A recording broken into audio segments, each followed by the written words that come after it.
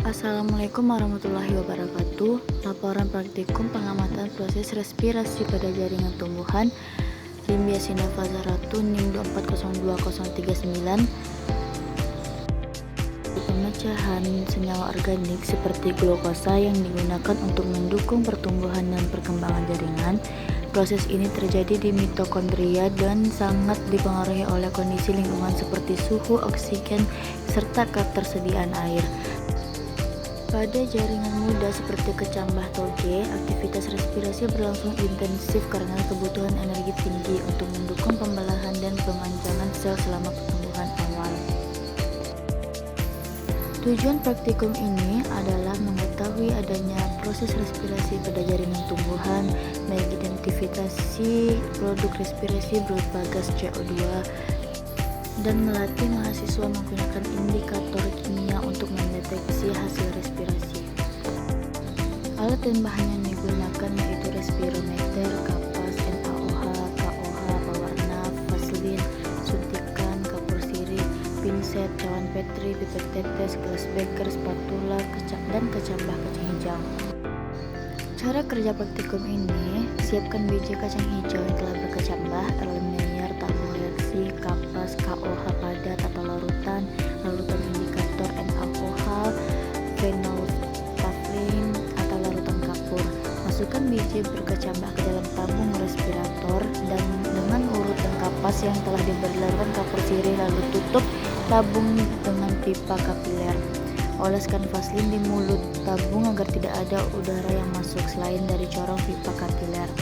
Lakukan hal yang sama pada perlakuan KOH dan NaOH.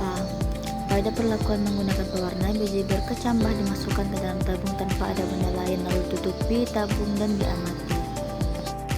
Seperti yang ada di video berikut.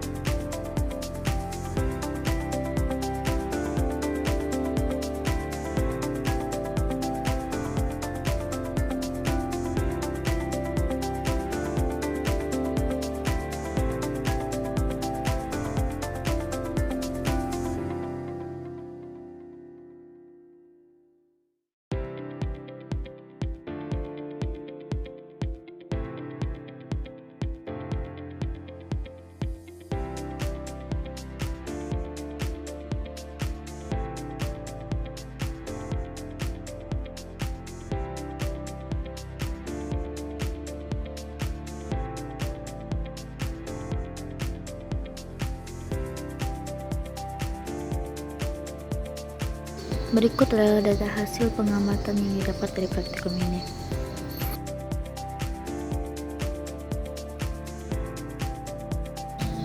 Berdasarkan hasil pengamatan, semua perlakuan menggunakan kecambah kacang hijau hidup menunjukkan adanya perubahan warna pada larutan indikator yang menandakan berlangsungnya proses respirasi. Pada perlakuan dengan larutan kapur CaOH, warna larutan berubah dari kuning kecoklatan menjadi kecoklatan serta muncul lebih banyak uap air. Perubahan warna ini menunjukkan bahwa gas CO dihasilkan dari proses respirasi aerobik kecambah. Gas CO yang dilepaskan bereaksi dengan CaOH membentuk CaCO.